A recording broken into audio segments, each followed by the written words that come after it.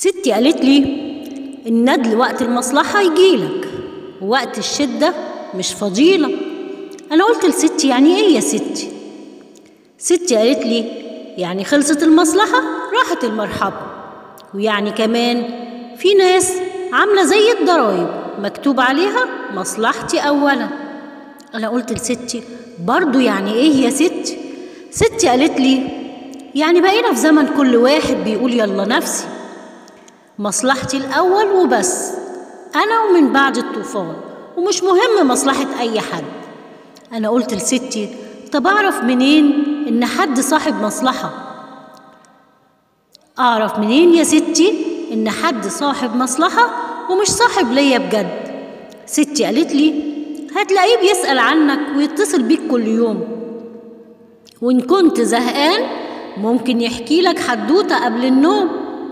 أما إن ما قدرتش تقضيله المصلحة أو بعد ما تقضيها له بعدها بيوم، ولا يفتكر اسمك ولا عنوانك ولا حتى رقم التليفون. أنا قلت لستي طب قوليلي يا ستي أعمل إيه لو قابلت واحد صاحب مصلحة؟ ستي قالت لي أول حاجة خلي دايما في مسافة بينك وبينه، وخليك على حذر، واوعى تستنى منه في يوم كلمة شكرا.